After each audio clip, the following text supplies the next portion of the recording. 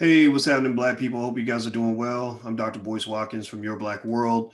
And I want to say Merry Christmas and Happy New Year and all that other shit. And I want to say hello to everybody. And I hope you all are doing good. I hope you're doing good on this holiday. You guys might have seen me this morning. I did my Black Claus. I had on my Black Claus outfit today. And people thought people, it's so funny when people think you're serious all the time, and you should just know that I am not a serious person most of the time. Most of the time, I laugh because I like to laugh and I like to enjoy my life and shit. When it comes to these damn kids, I am going to do whatever I can to make Christmas the best ever for them, and also for that beautiful Black woman who sits by my side every day, Miss Dr. Alicia. I'm marrying her on July 11th, 2020. All of y'all are invited, and I hope that you will show up. And so I want to just say happy holidays to everybody, and I want to give a special shout out to those of you who have lost somebody during the holidays. I know that some of you, Alicia's a therapist, and she tells me a lot about, the fact that the holidays are sad for a lot of people because they lost, people that they love and have really gone through things, and sometimes the holidays can trigger some of that sadness for them. And I just want to also reach out to those people and let you know that we love you and we're here with you, no matter what you're going through. So with that said, I just want to make sure I make that clear to you that you are loved and that somebody is thinking about you. All right. So anyway, let me hop in and just talk about a little bit of what's on my mind. I keep getting contacted about this shit involving this lady named Lizzo. This lady who, I call her the fat Cardi B. And maybe that's not very nice of me. Maybe that sounds insensitive. It makes me sound like a son of a bitch. I don't know. Maybe I am, but that's what she is. I mean, if you look at Cardi B, I analyze rappers. I've been on the Breakfast Club a bunch of times. So in order to really kind of understand what I'm walking into, I like to understand what's happening in entertainment. So I study entertainment. I don't just watch it. I don't just enjoy it. I actually study that shit because if you really want to understand where Black people are going and why Black people are losing in so many areas, all you got to do is look at entertainment. If you have a community where you're glorifying and celebrating the most ignorant people in the room, then why would you be surprised that you have an ignorant community? Like, why would you be surprised when your community celebrates ignorance over intelligence? Why would you be surprised if your community celebrates dysfunction over productive and productive and capable behavior? Why would you be surprised when the community's wealth is literally draining out of our pockets like nobody's business, and no everybody acts like they can't solve the problem, but the truth of the matter is that the solutions are out there. Y'all just ain't listening. Our community's not listening. And so, anyway, as I move on, I want to say hello to Jade Arundel. I'll see you in there, Jade. And Jade is one of the good ones. She's a good, smart sister with FlyNewbie and QueenTV.com. And I wish people knew about. I wish people loved you as much as they love Lizzo. But unfortunately, you ain't gonna see Jade run around showing her ass at a Lakers game and bragging about the fact that she wants to be 400 pounds and be proud of that shit, because that's not how Jade rolls. Jade rolls in a way that is not going to be accepted by mainstream media. She rolls as a respectable Black woman who actually cares about the image of the Black woman in this country. And now, why do I think that's important? I think that's very important because here's the thing about the white media. It's real funny. Malcolm X used to warn y'all about the white media and what they would do in terms of lying to you and getting you to believe that down is up and up is down and good is bad and bad is good. The white media is real fascinating. And it doesn't even offend me because I kind of know what to expect at this point. I was on the phone this morning with my homeboy, Willie D. Willie D used to be in the Ghetto Boys, and Willie's a friend of mine. He's actually going to be in my wedding.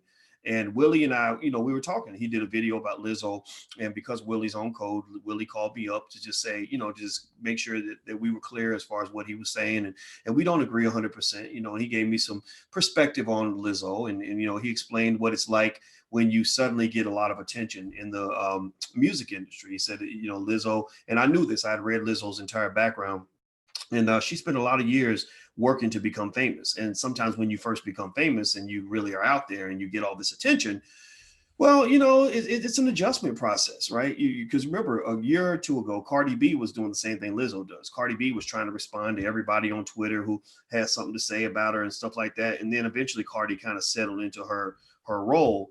And I heard him out and I listened and I agreed with everything he said. And I said, now here's one point I think the media is not picking up on, because I've seen all the stories. I mean, my God, I think I forget. I think I know the Root covered it. You know the Root, but you know they a bunch of fake Negroes anyway. They pretend to be black, but they're really owned by white people. So that tells you everything you need to know about the Root. So that's not really a legitimate journalistic pub outlet anyway. But but you did see. Let me see. I see Hip Hop DX, NBC News, Yahoo Celebrity, LA Times, the New York Daily News, and a bunch of other places, Rolling Stone magazine, all these other places are, I think, or AOL. So now all these people are talking about People magazine.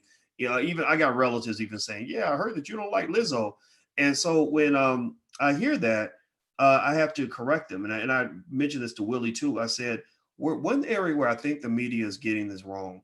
And it's not to be, it's to be expected because we don't live in a very thoughtful country. We don't live in an intelligent nation. America, if you look honestly, when it comes to education and critical thinking skill, we actually lag behind most industrialized nations when it comes to the ability to really think things through critically. And I can't say I have a lot of patience for that. I try my best to adjust to it, but but I literally just tell people from the beginning, like, this is a platform for intelligent Black people. So if you're not interested in trying to be smarter, then this isn't the place for you. And I said, people are reducing this whole debate to Boyce versus Lizzo. That there's this professor who's just an asshole, and I might be an asshole for sure. Maybe I am, but there's this guy who just hates Lizzo and wants to fat shame Lizzo, right? Because liberals invent terminology. They love to invent terms like fat shaming, slut shaming, things like that. And now, where do these terms come from? These terms come from the fact that liberals don't believe in things like accountability. They don't believe in personal responsibility. They believe that you should be able to go, through life and do whatever you want and not expect any consequences, and that's it. Now, I see that on YouTube. It's so funny. YouTube has been giving me a really hard time. It looks like my screen literally just went black on YouTube. So you guys can see me on Facebook. I don't know what's going on YouTube. I can't explain that right now. But anyway, I think that one of the things that we have to kind of understand is that the things we do, the things we celebrate about ourselves, about each other, and about our community, they have consequences. They have an effect. There's a cause and effect relationship with everything. And so, when we talk about something like obesity, um, you know, you have to realize that there are real consequences in our families every single year when it comes to what we do with our bodies. There are real consequences, on a regular basis in terms of what the choices that we make. And E40 had a song, "Everybody Got Choices," right? And so when you make choices and you choose what your value system is going to be, that's going to have an impact on your outcomes. And so when you talk about something like obesity, here's the deal, and this is a point the media just does not want to get. And again, I told you that's why I never wanted to be a mainstream guy. Like I've had people say, "Doc, you got this great big platform, and one day you can be on TV." I'm like, I don't want to be on TV. Well, Doc, you got hundreds of thousands of people that listen to you, and one day you could be like Tyler Perry. Well, I don't want to be like Tyler Perry. I love Tyler. He's a very nice guy, by the way. He was very respectful to me when I met him. But I don't want to be Tyler. I'm not going to put on no goddamn Medea dress in order to make white people happy. Well, Doc, you keep on going. One day, Doc, I'll see you on CNN and on TV. I've already been on CNN. I walked away from that because I saw what it was, right? And so, the reason I avoid mainstream media is because mainstream media is just stupid. It's not, I mean, give me a yes or no if you think that about 70-80% of what you get fed as a Black person through mainstream media is a bunch of bullshit. Give me a yes or no if you think that at least 70 to 80% of everything that they feed to you is absolute bullshit. Yes or no? Give me a yes or no. I don't watch CNN anymore. I used to be on CNN all the time. Go check the record. Back in the 08s, 09s and all that, I was on CNN all the time. I don't care about Fox News. I don't care about ABC, NBC, CBS, none of that shit. Gayle King is on CBS. What the fuck I look like sitting next to Gayle King when she's up here trying to destroy Black men every opportunity she gets? When she and Oprah have this vast conspiracy to make sure that everybody sees the Black man as nothing but a predator. I don't want to be around that. So at the end of the day, when I saw this kind of happen with the Lizzo thing, it was really fascinating. I was watching it. I was like, God damn. Now white folks know I exist again. And now I'm gonna start getting a bunch of dumbass messages from me, or in my box, from people that are accusing me of fat shaming. Sir, you're fat shaming. No, I'm not fat shaming. I'm just not fat celebrating. You call it fat shaming. I say I'm anti-celebrating, right? Fat, right? It's just like the gay debate. Like everybody wants to call black people homophobic because we ain't all rushing to make our kids gay. Well, no. Me loving you despite your sexuality is not the same as you force feeding me and forcing me to applaud every stupid thing that you do. I'm not gonna do that. You're not going to oppress me, right? So when I hear terms like that, when it comes to this whole idea of Boyce versus Lizzo, this professor is taking on Lizzo, he's attacking Lizzo. I ain't never attacked Lizzo because I see the whole playing field. I see something bigger than Lizzo. There'll be another Lizzo next year. Every year, there's a new Negro that they put out there at the top. So I'm not thinking about her individually. I'm thinking about what she represents. I'm looking at the system that promoted and elevated Lizzo over, the Jade Arendelles and the Vicky Dillards of the world, or the India Aries, right? Or whatever it is, right? I'm really talking about the fact that, look, if Lizzo wants to be a big, fat, sloppy slut for the rest of her life, I don't care. That's her right. She can go and give oral sex to every man on the block for all I care. That's her business. I ain't judging that part. What I'm talking about is the system that elevates specific Black behavior over other Black behavior. The system that promotes Black ignorance over Black intelligence. The system that celebrates Black self-destruction over innovation and productivity and self-help within the Black community. We are a sick people. Give me a yes or no if you agree that Black people, for the most part, because of what we've gone through, are fundamentally sick. Give me a yes or no if you think that we're a little sick, a little backwards, a little ignorant because of what we've gone through, that we really sometimes do things that don't make a whole lot of sense because of what we've been through. We've been through the worst kind of hell, the worst kind of slavery, Jim Crow oppression, mass incarceration, genocide after genocide. And give me a yes or no if you understand, if you agree that we've got some healing to do as a people. We have a lot of healing to do as a people. In a way, we're a lot like a young lady who grows up, who's molested by her daddy, beat by her mama, abandoned as a child, hooked, and then as a result, she's hooked on crack. She's engaging in a lot of behavior that's harmful to herself. She's depressed. She's screwed up mentally, got anxiety left and right because of what she's gone through. Now, the way you approach a young lady like that is you have to understand what it means to really show love to her.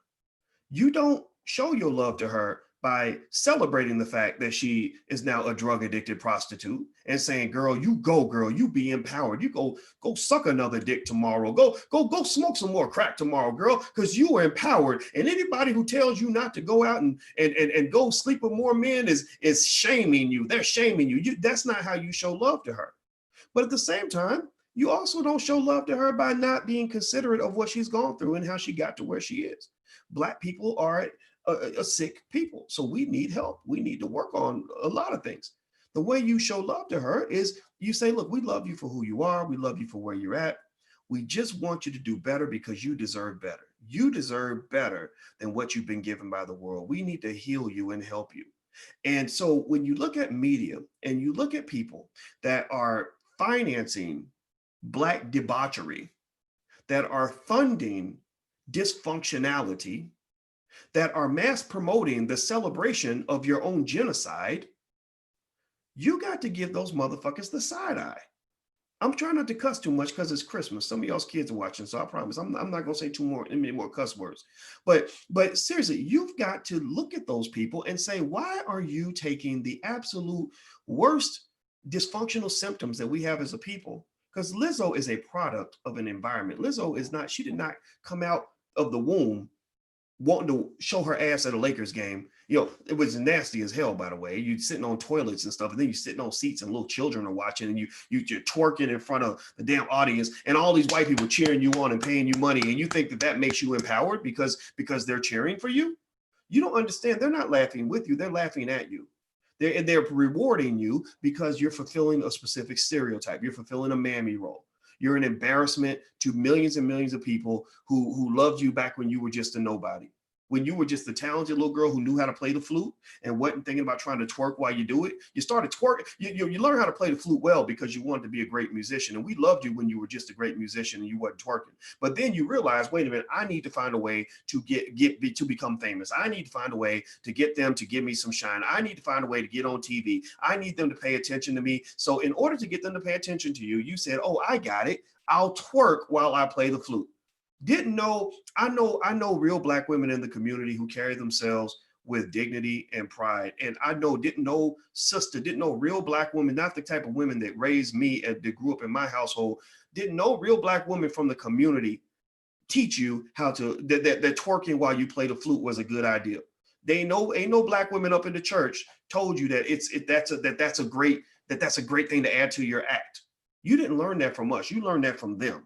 You learn that from the people that control media. You learn that from the people in the entertainment industry, the sick sons of bitches who are out here doing all kinds of ridiculous stuff. Like they will put Bill Cosby's stuff to shame.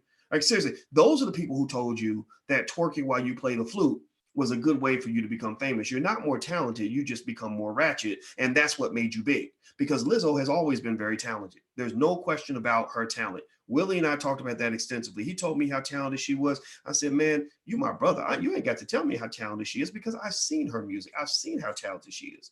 So if you're talented as you are, then why do you need the extra stuff? Well, you need the extra stuff because white people told you to do that. They pretty much let you know that, look, there are plenty of talented Black women out here, but we need the Black woman who will twerk while she plays the flute. We need the Black woman who will stick her ass out at a Lakers game. We need the Black woman who will go around and brag about the fact that she's 400 pounds and counting and act like that's a wonderful thing, like that's a good thing. So just be clear. It's not me versus Lizzo. I mean, come on now, seriously. Like Lizzo, that whole being white thing is working out for her. She got all this money and fame. Why she got to worry about what I think? It ain't me versus Lizzo, right? It is me dealing with white supremacy and basically challenging the system that produced and elevated the Lizzo-like behavior over the behavior that is more reflective of who we are as a people and where we need to go as a people so that we can properly heal and become better, as opposed to celebrating the things that kept us enslaved in the first place. Next point I want to make, hit the thumbs up button, by the way, please hit the thumbs up button. Another point I wanted to make here is somebody mentioned something about fat shaming. This links a little bit to the previous point, so I'm gonna be very brief on this. I saw media outlets saying that I was a nasty professor who said that who made fun of her for being fat or something like that. And I think that would be kind of weird because I still am overweight, right? I've lost a lot of weight and I've got in shape, but I'm still not where I need to be, right? So you could easily look at my belly and be like, come on, Boyce, how you gonna make fun of somebody for being fat? I don't make fun of anybody for being fat, because then I'll be making fun of myself, because shit, I'm in shape, I'm in better shape, and I got some muscles going and all that stuff, but I got a long way to go. And Alicia reminds me of that every single day. The point that I was making there is, when you look at statistics, and I want y'all to go look at the data. This is for intelligent Black people only. Only intelligent people are going to get this. So the mainstream media, fuck them. They're not going to ever understand any of this. All right, so they can say what they're going to say. They don't pay my bills. I give zero shits what the New York Daily News has to say. I'm talking to you, those of you who actually care about your families, those who care about your community, those who care about yourselves. That's who I'm here for. I'm not here for those people at all. Here's the deal. If you look at most statistics and you look at the reasons white people die versus the reasons Black people die, here's what you will find. You will find that white people tend to die for genetic causes. White people tend to die because, unfortunately, no disrespect to any white people watching, y'all ain't got the power of the melanin. A lot of your bodies are filled with recessive genes. Y'all just get shit that just kills you just because it's just in your body, right? Seriously, I'm not making fun. It's just true. Go look at the studies. Black people actually tend to die for things that are self-inflicted. You know, Black people, we're healthy as horses on average. You know, Black don't crack. You got 70-year-old Black women walking around here looking like they 38 years old. Cicely Tyson looking, you know, I see 45-year-old white women who look older than Cicely Tyson, and Cicely's approaching 100 years old or something, right? So y'all know what I'm talking about. Like, we're just made of a special something that even Africans don't have this, because I believe there's something even special. When I went on my journey to Africa, my pilgrimage to Ghana, which I recommend for everybody, when I was there, I really concluded, even though I love my African people and I'm very proud to be 30% Nigerian and 12% Sierra Leonean / Ghanaian, there's something special about African American people that just makes us amazing, right? And so what I have concluded is that the only people that are capable of really killing Black people are Black people. Right? White people have been trying to kill us for hundreds of years. It never worked. Nobody can take us out. The only people that can kill us are ourselves and each other. And so when you look at the causes of death for Black people, at the top of the list tend to be things like homicide, right? Diabetes, right? Heart disease, strokes, right? Where we grow up eating like this soul food, becoming addicted to all this sugar and grease and all this other stuff we put in our food to make it taste good, and it ends up killing us. And as a result, you have the obesity epidemic in America, but it actually doubles and triples when you talk about Black folks. That the obesity epidemic that affects America really affects Black people, because we are the ones. Black women are the only ones actually who can actually be technically obese and still look very, very sexy, still look very, very attractive. You know what I'm talking about? Any guys in here like a thick, delicious Black woman? Like anybody out here like a Black woman that got a little junk in the trunk, right? I guilty as charged.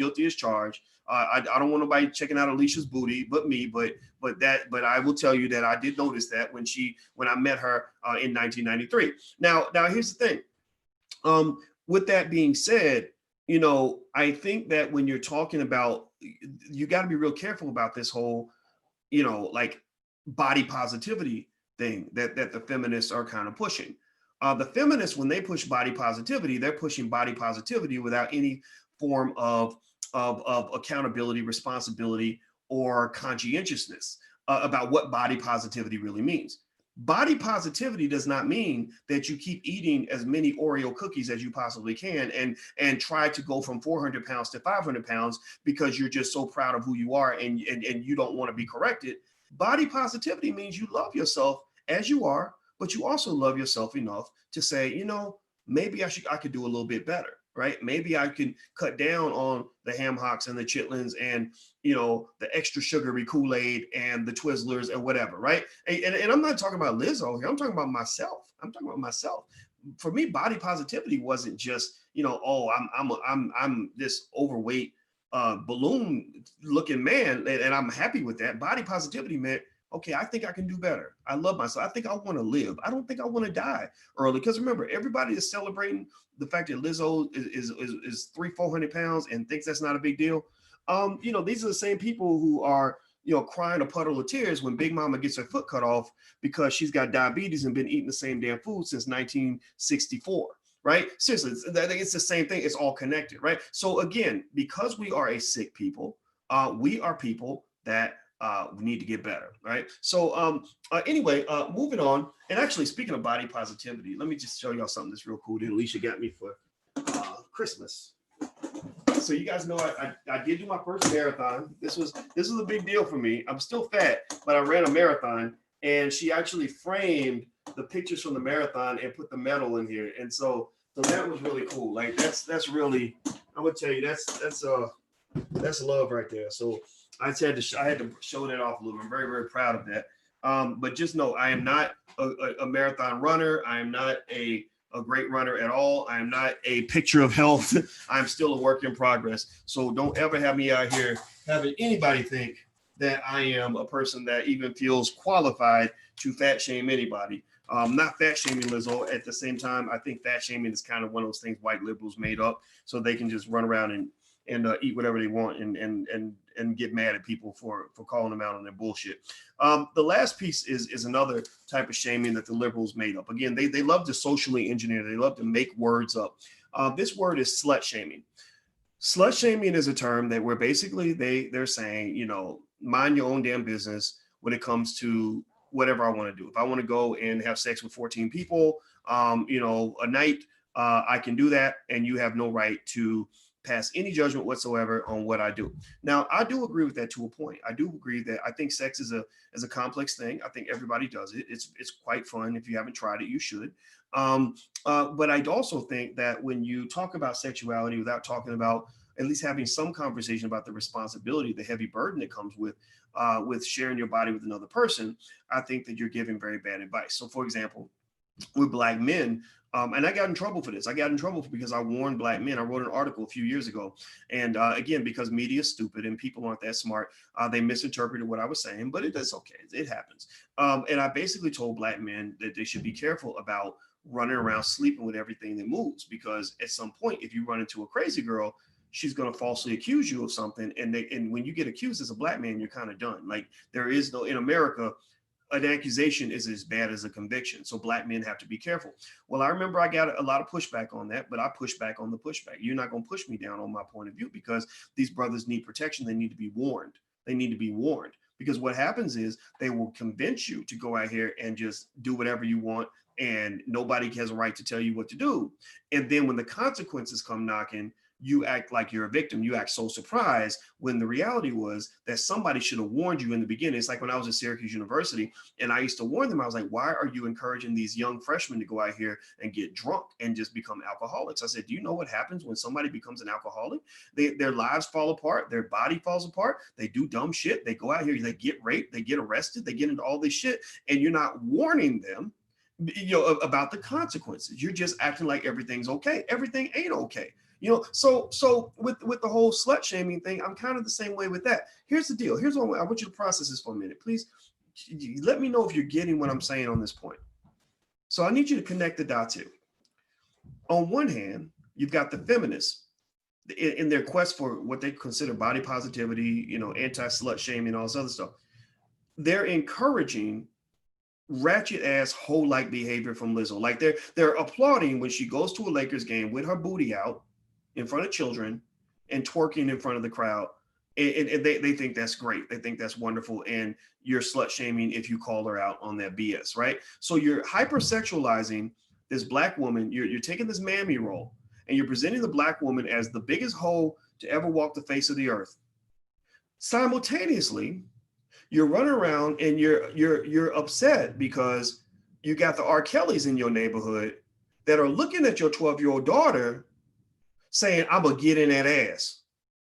They're looking at your little middle school child and saying, hey girl, can I get your number? And you know what's happening is some of these little girls, because they've been sexualized at an early age, because they grew up watching Lizzo shake her ass at a Lakers game. They grew up watching Cardi B brag about how she can swallow 2 cucumbers at the same time, right? So they're thinking they're growner than they actually are. So when the R. Kellys pop up, like, hey girl, girl, I can get you a Gucci purse. Just get on in my limo.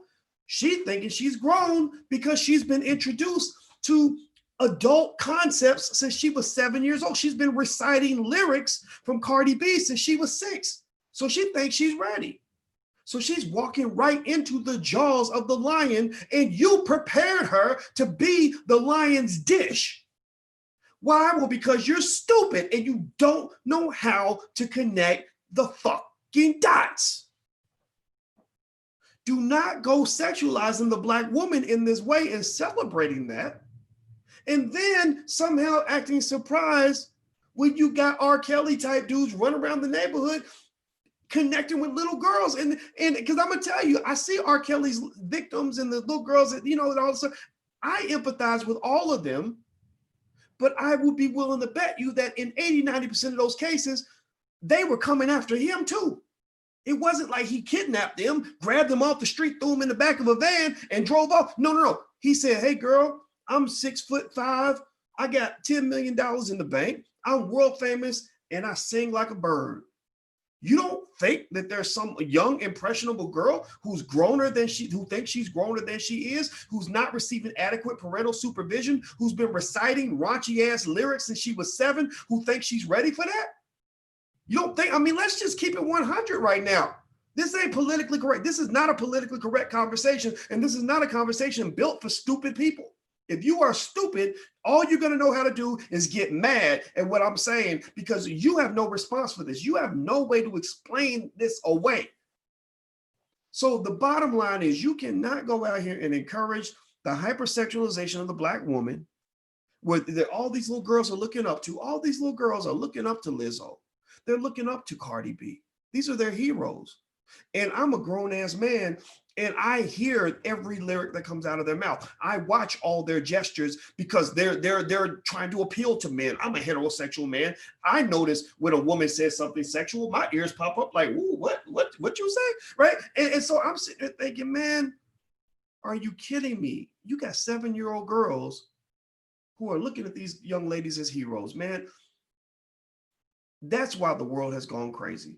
That's why you get the problems that you have, because you never learned how to connect the dots. So that's it. That's my 2 cents on it. I reiterate, this is bigger than Boyce versus Lizzo. I am not, it ain't about Lizzo. It's not me telling Lizzo to change her behavior.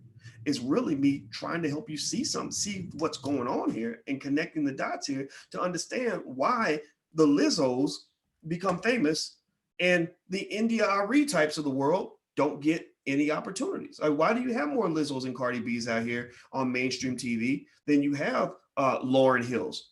It's because they don't want the Lauren Hills. So white folks don't want you behaving in a way that indicates decency and self-respect. They want you out here looking like a thought. They want you out here shaking your ass. Or for the black man, the same, the equivalent of that for the black man is they want you to be an ignorant thug. That's why the mumble rapper will always have more success than the brilliant lyricist almost any single day of the week.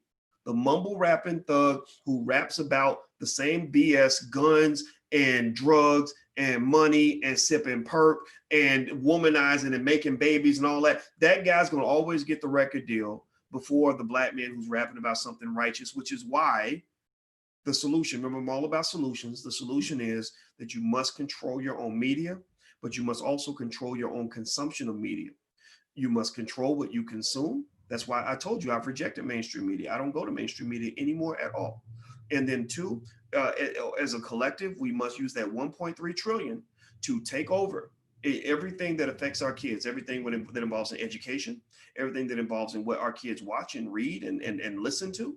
We must also create our own jobs and support our own businesses. If we do that, then we can escape this ridiculous system. That's where the Lizzos come from. So this ain't about me and Lizzo, because I know for a fact that if I'm not even trying to tear down Lizzo or take away her opportunity. Because if I destroyed a Lizzo, they would have another one next year. They would just find another lady willing to twerk and play the flute at the same time and wear her and stick her ass out at a Lakers game. You never run out of people willing to do whatever it takes to get that money. So we need to create opportunities so that the next Lizzo that comes along knows that she can just be talented and sing and play her flute and not have to make herself into a whore or a hooker in order to get attention. Right? That's what I'm saying. I want to make the world better for the Lizzos of the world, because I think even Lizzo, I think the reason Lizzo responded, I thought about this. I think my theory is that the reason Lizzo even responded to me, which she really shouldn't have, she didn't have to do that. She responded to my tweet because I think even deep down, she's bothered by all of this. I believe even she knows that she's playing a character. And that's how white supremacy works. White supremacy is a system. It ain't about somebody not liking you because you black. It's a system and a process. It's a method and mannerism by which you decide who you're going to reward and who you're going to punish. They've been doing it since we were on the plantations. And if you can't understand systems, then you'll never understand white supremacy. The greatest weapon of the white man typically is a system. It's not an individual, it's a system. All right. So I'm going to go. I want to say happy holidays to everybody. I see some of my friends in here. And if I didn't say your name, I want to say that I love you. And I think Vicky Dillard's in here. And I love you, Vicky Dillard. Vicky Dillard is one of the good ones for sure. And these are the types of women that I respect. If you want to know what I actually cheer for. And Alicia's coming in here, and she's going to call me upstairs. So I will see you guys soon. And I showed them the gift you got me. Oh, you liked it. Yes, I did. Yes, I Oh. did. Yes, I did. So let me go. I'm gonna go give this pretty black lady a kiss, and I wish you all the very best and happy holidays to you and your family. And again, buy your kids some stock. Just get on your Cash App, Acorn Stash, or Robinhood. Toys will make them happy for a few months. Stock will make them happy for the next 40 years. So just buy them some assets so they can win. Also, go check out Dr. Claude Anderson's interview on the Breakfast Club. Charlemagne hit me up. It was a long time coming. We had to work to get him on there. We had to get him to New York. Dr. Anderson's, he's a little older. He's a little tired, but he went all the way up there for us. And I just hope you guys can gain something from that conversation, because it took a lot of work for all of us to make that happen. And I want to also publicly thank Charlemagne for bringing him in there. because I believe we're making Black history. We got Farrakhan in there. That was historic. We got Dr. Claude Anderson in there, also Tariq Nasheed. I remember kind of being a middleman for that, and I'm really proud of that because these are guys that don't get attention from mainstream media. They will promote ignorance in a second, but they won't promote intelligence at all because they don't want you intelligent. They want you to stay stupid. So the fact that they have the courage to bring in a Farrakhan when all white media wants to act like Farrakhan don't exist, and the fact that they had the courage to bring in a Claude Anderson when even in many HBCUs won't even have him on the campus because he's too Black and he's too strong and he's teaching too many real solutions that are really going to empower Black people. They just want you out here begging for jobs, and I'm not into that. I'm not into all this other stuff, inclusion and equality and all the other nonsense. I want power. I want power. Because we're gonna win this game. We're gonna win this war, baby. So I'm out of here, guys. Have a good day. If you want to be a part of everything we got going on, please feel free to go to intelligentblackpeople.com. That's intelligentblackpeople.com. Hit the thumbs up button on your way out if you could, and please share this video to your Facebook page. I'll talk to you guys soon. Take care. Peace.